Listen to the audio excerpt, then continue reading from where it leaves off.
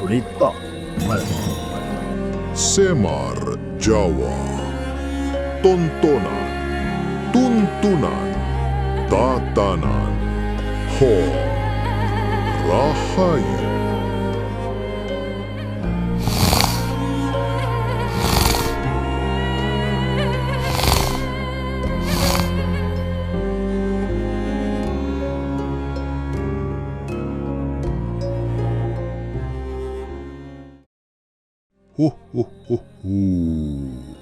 Rahayu kabeh, putu-putune wong agung Nusantara. Kiai Semar tumeken lakon wejang. Bukan dari balik tirai pewayangan, bukan pula dari relung sejarah yang berdebu, tapi dari sini, dari layar gadgetmu yang bercahaya ini. Jangan kaget, jangan takut, apalagi sampai pipis di celana. Ini Kiai Semar, bukan hantu gentayangan yang minta tumbal. Paling-paling cuma minta perhatianmu selama...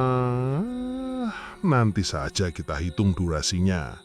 Yang jelas, ini akan lebih seru dari drama Korea, lebih horor dari film pocong, dan lebih bikin mikir daripada soal ujian nasional. Kalian tahu, dunia ini penuh misteri. Dari ujung rambut sampai ujung kaki, dari bangun tidur sampai tidur lagi. Nah, ngomong-ngomong soal tidur, ini dia topik favoritku. Tidur itu bukan cuma soal memejamkan mata, mendengkur, lalu bangun dengan iler di bantal loh. Tidur itu ritual. Ya, ritual yang seringkali kita sepelekan. Padahal di balik selimut dan bantal empukmu itu ada banyak rahasia alam semesta yang berbisik.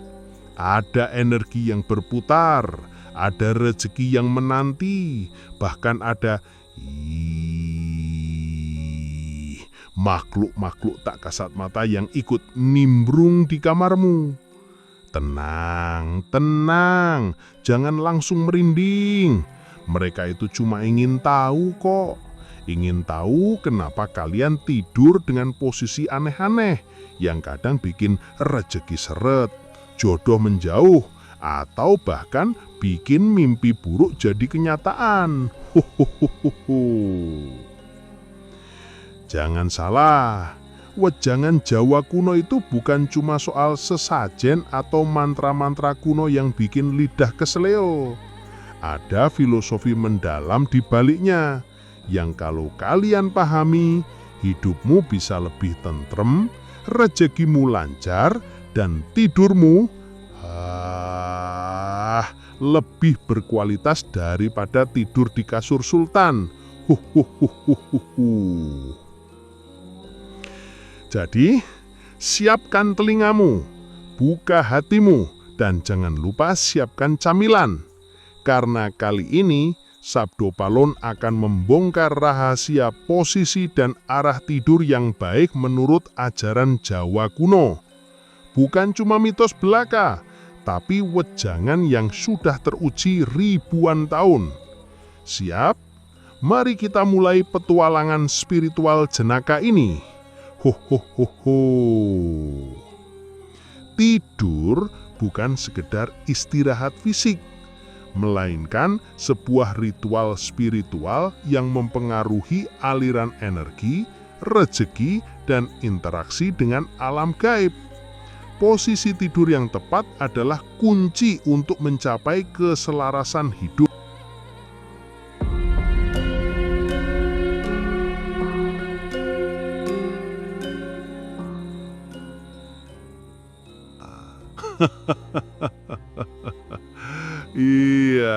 Iya. Sepertinya kalian semua sudah pada ngantuk nih. Apalagi yang lagi dengerin podcast ini sambil ngemil keripik, pasti sudah pengen ngorok. Tapi jangan salah sangka, saudaraku. Ngorok itu bukan perkara sepele loh. Tidur itu bukan cuma soal memejamkan mata, merebahkan badan, terus mimpi ketemu bidadari kahyangan. Oh, bukan.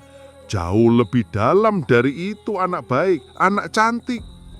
Nah, tidur itu sejatinya sebuah laku, sebuah perjalanan. Perjalanan menuju alam yang tak kasat mata, alam mimpi, alam sukma. Nah, kalau perjalanannya saja sudah salah arah, bagaimana mau sampai tujuan yang benar? Ibaratnya mau ke pasar malah masuk hutan belantara. Kan ya repot toh.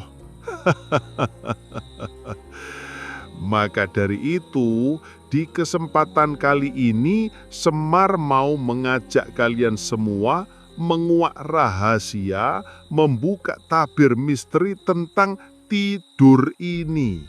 Terutama tentang posisi tidur, yang kata orang-orang dulu, orang-orang pinter zaman kuno, itu bukan cuma menentukan nyaman tidaknya badan, tapi juga menentukan lancar tidaknya rejeki, tentram tidaknya batin, dan pinter tidaknya pikiran. Wah, sebenarnya bagaimana sih ini? Apa iya cuma gara-gara salah posisi tidur rezeki bisa mampet, hati jadi gundah gulana, otak jadi buntu? Penasaran kan? Makanya dengarkan terus petuah Semar ini sampai selesai. Dijamin gak bakal nyesel. Paling ya cuma ngantuk sedikit.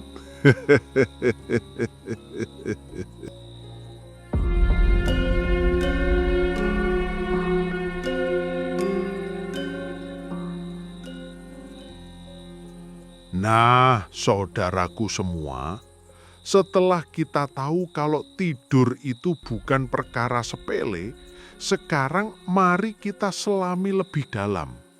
Menurut ilmu Jawa kuno, terutama para leluhur yang sudah berilmu tinggi, tidur itu bukan cuma soal mengistirahatkan raga yang sudah lelah bekerja. Oh, bukan. Tidur itu sebuah laku spiritual, sebuah proses menyatukan raga dan sukma dengan alam semesta. Bayangkan saja, saudaraku, ketika kita tidur, raga ini seperti rumah yang sedang dibersihkan. Semua kotoran, semua energi negatif yang menempel seharian penuh itu dibuang. Nah, sukma kita itu seperti burung yang sedang terbang bebas, terbang mengembara, menyambungkan diri dengan energi alam, mencari pencerahan, mencari wangsit, mencari inspirasi. Makanya, ndak heran kalau kadang kita bangun tidur kok tiba-tiba dapat ide atau tiba-tiba merasa lebih tenang. Itu karena sukma kita sudah piknik di alam gaib, sudah mengisi ulang baterai spiritual. Tapi ya begitu, saudaraku. Kalau burungnya terbang ke tempat yang kotor atau terbang sambil membawa beban, ya hasilnya ndak maksimal. Malah bisa-bisa malah tersesat atau jatuh. Begitu juga dengan tidur.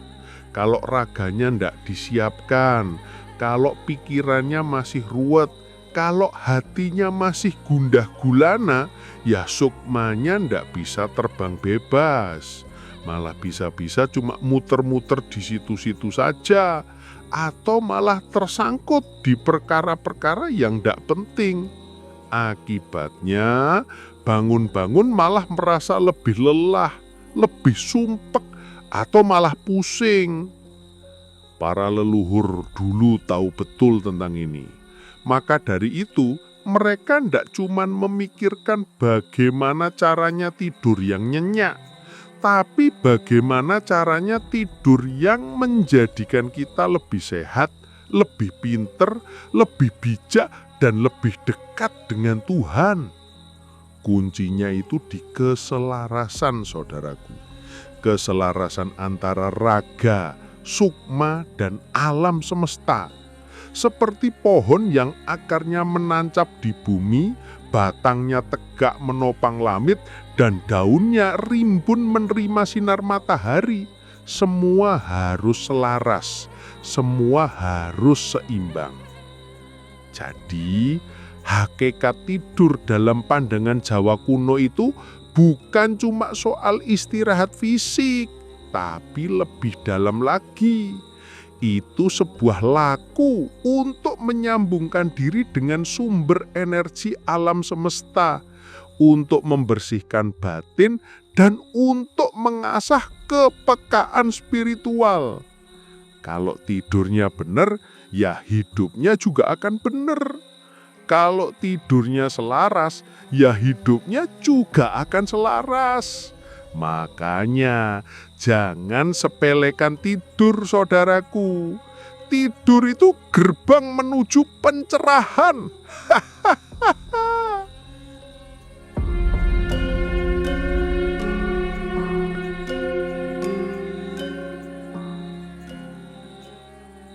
Nah, nduk, toleh, putu-putuku kabeh.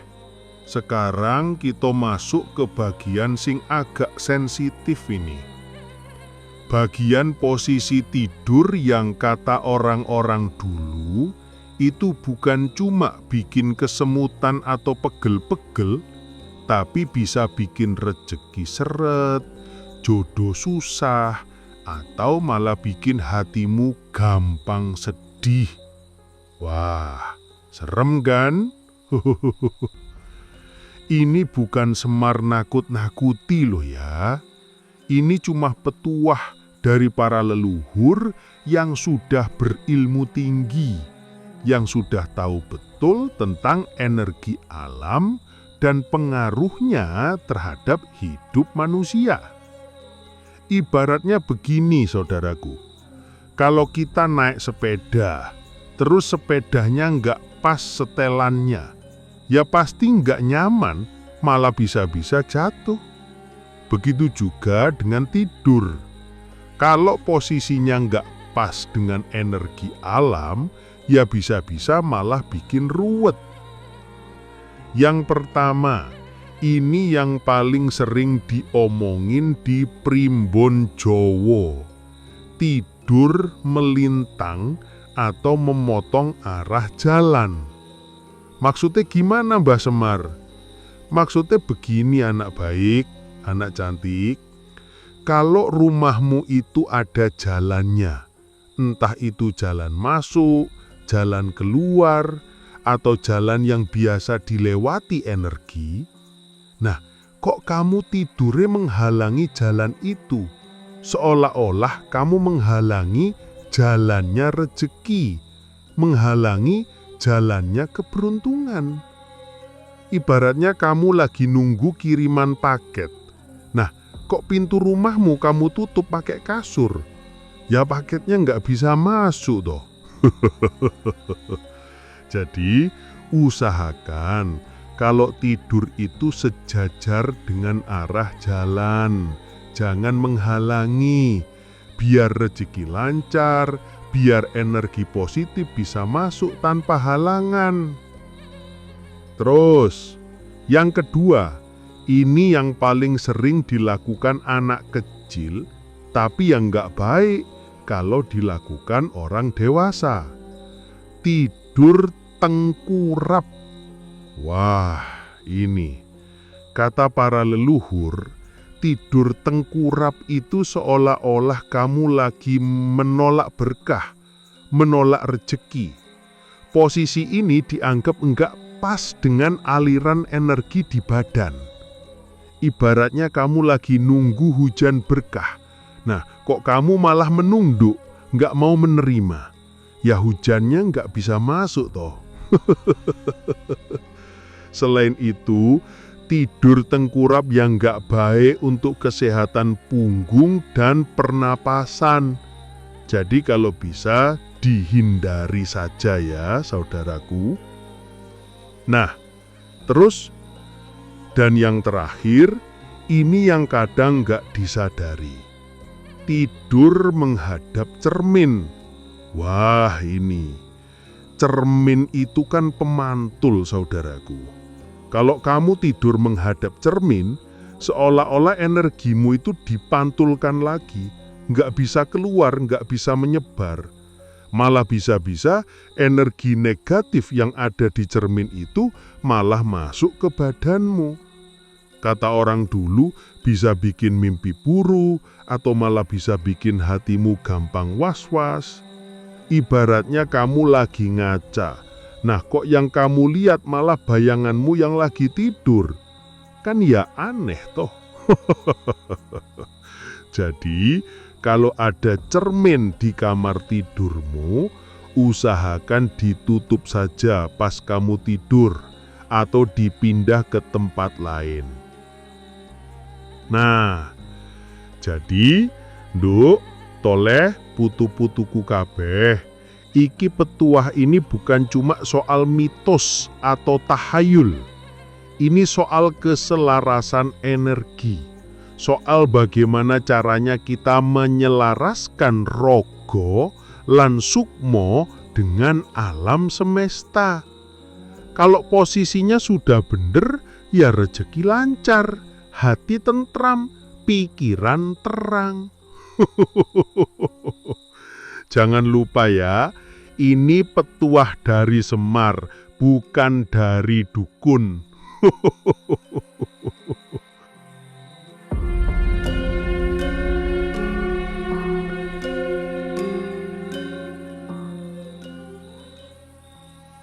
Setelah kita tahu tentang posisi tidur yang harus dihindari, sekarang mari kita selami bagian yang lebih dalam lagi, saudaraku. Bagian filosofi tidur di lantai.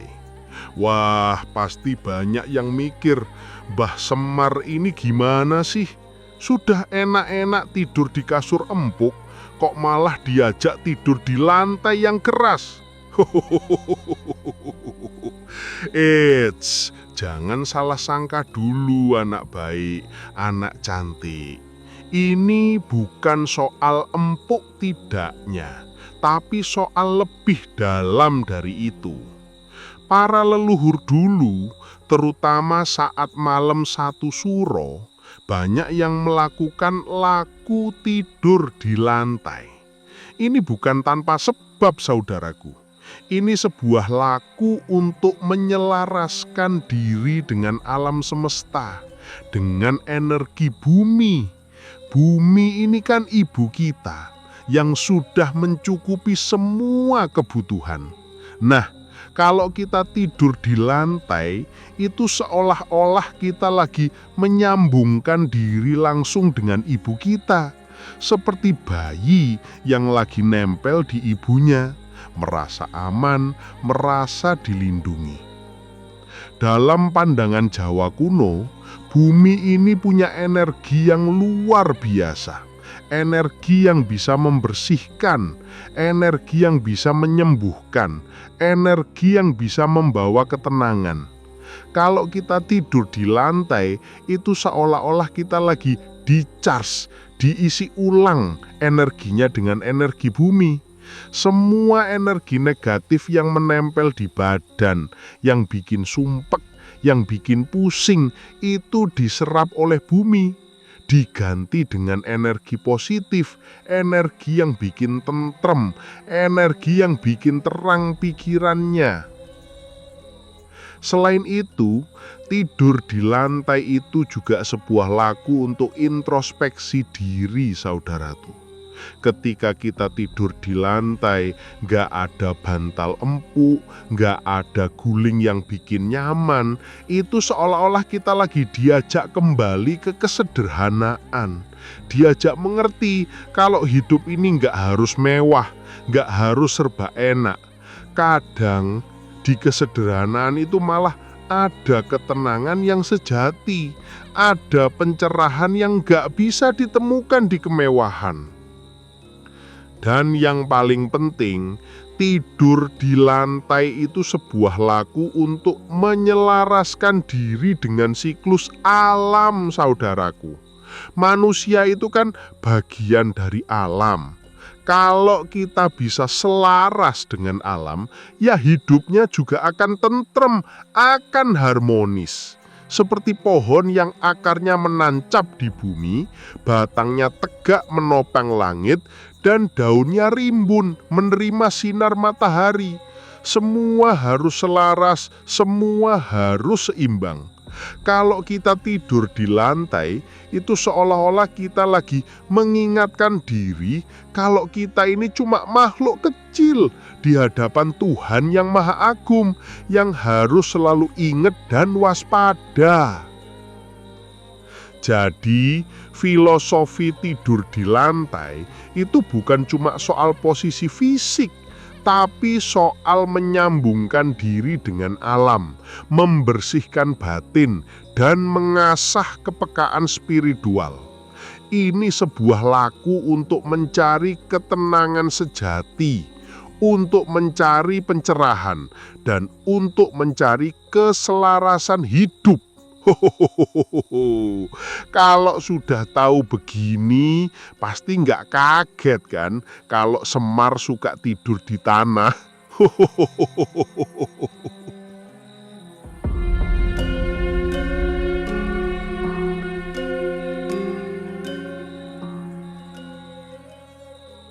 Nah, nduk, toleh, putu-putuku kabeh. Setelah kita tahu tentang hakikat tidur dan posisi-posisi yang harus dihindari, sekarang mari kita belajar tentang bagaimana caranya menyiapkan diri sebelum tidur. Bukan cuma menyiapkan bantal dan selimut loh ya, tapi menyiapkan batin dan pikiran. Ini bukan soal jimat atau klinik loh ya, tapi soal niat dan afirmasi. Para leluhur dulu sebelum tidur pasti melakukan sebuah laku. Ada yang membaca mantra, ada yang berdoa, ada yang cuma diam saja sambil mengatur napas.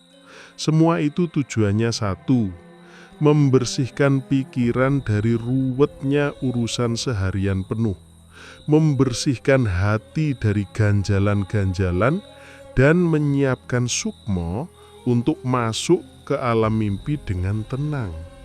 Ibaratnya mau bepergian jauh ya harus disiapkan bekal yang cukup toh. Begitu juga mau tidur, harus disiapkan batin yang bersih. Salah satu yang paling gampang dilakukan itu niat, saudaraku. Niat yang tulus, niat yang bersih. Sebelum memejamkan mata, coba niatkan dalam hati. Saya niat tidur. Semoga raga dan sukmo saya diberikan kesehatan, diberikan ketenangan, dan diberikan pencerahan. Semoga Tuhan selalu menjaga saya dari segala bahaya dan gangguan. Niat itu seperti kompas yang akan menuntun sukmomu ke alam mimpi. Kalau niatnya baik, ya hasilnya juga baik. Terus ada juga yang membaca mantra. Bukan mantra yang aneh-aneh loh ya, tapi mantra yang isinya puji-pujian kepada Tuhan, atau mantra yang isinya permohonan perlindungan. Contohnya, ada mantra yang namanya mantra Panulak Durjono. Bukan untuk menakut-nakuti setan loh ya, tapi untuk menguatkan batin, untuk membuat kita merasa aman dan dilindungi. Rapalannya sederhana saja, saudaraku. Niatku mau tidur, kasurku samudra, selimutku ombak, selimutku langit, bantalku gunung. Dijogo oleh malaikat 4, dijogo oleh Tuhan. Selamat, selamat, selamat. Ini bukan mantra sihir loh, tapi mantra afirmasi, mantra yang menguatkan keyakinanmu. Intinya, nduk toleh putu-putuku kabeh, ritual sebelum tidur itu bukan soal formalitas, tapi soal kesadaran. Kesadaran kalau tidur itu bukan cuma soal fisik, tapi juga soal spiritual. Kesadaran kalau kita harus menyiapkan diri, membersihkan batin, dan menyerahkan diri kepada Tuhan sebelum terlelap. Kalau batinmu sudah tenang, pikiranmu sudah bersih, ya tidurmu juga akan nyenyak, tidurmu juga akan berkualitas. Dan ketika bangun, kita akan merasa lebih segar, lebih semangat, dan lebih siap menghadapi hidup. Jadi jangan lupa ya nduk, toleh putu-putuku kabeh, sebelum tidur niat yang baik, atur napas yang tenang, dan kalau perlu ucapkan mantra atau doa yang bisa menenangkan hatimu. Percayalah, Tuhan gak bakal tidur, dan Tuhan akan selalu menjaga semua makhluk yang ingat dan waspada.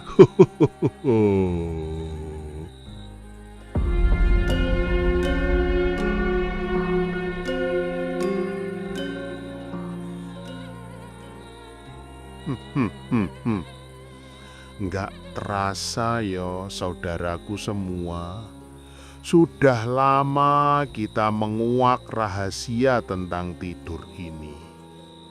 Dari yang katanya cuma soal memejamkan mata, ternyata isinya ilmu yang dalam banget. Seperti sumur, kalau digali terus gak bakal habis airnya. Semar menghela napas seolah merangkum. Jadi intine begini anak baik, anak cantik. Tidur itu bukan cuma soal mengistirahatkan raga yang sudah lelah bekerja.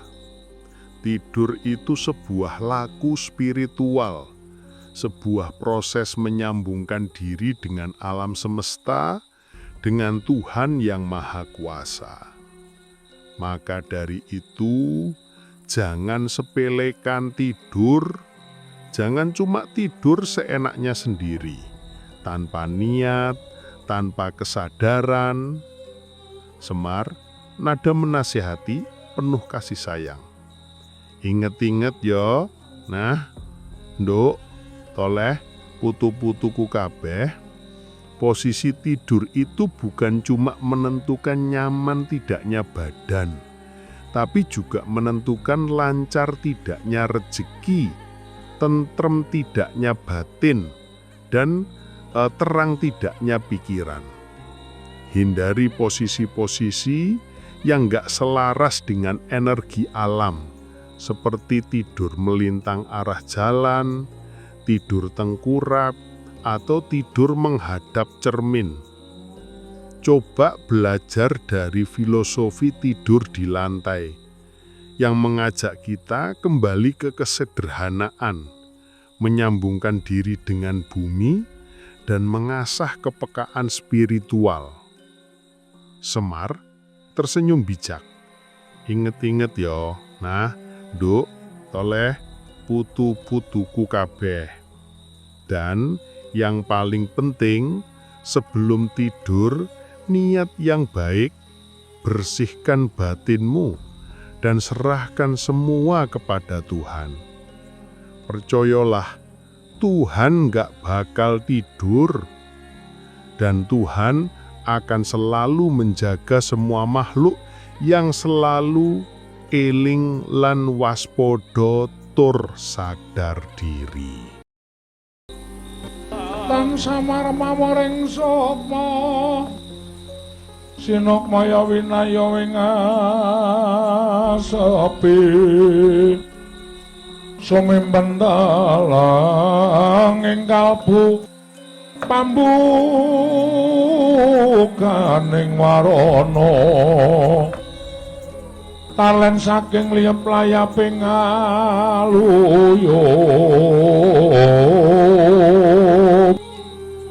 pindha pesating sumpena musuh ping rasa jati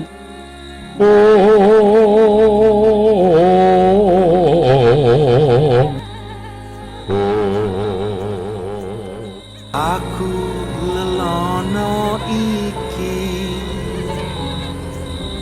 tanpa ammu lan tanpa dengki ngleremke angkara ngleremke murka netepi rasa kang jati Suwung ngawung-ngawung, suwung ngawung-ngawung, ora ono sing ana dudu. Zat sira zat ingsun, zat sira zat ingsun, ingsun ya sira, sira ya ingsun, Ingsun ya sira, sira ya ingsun.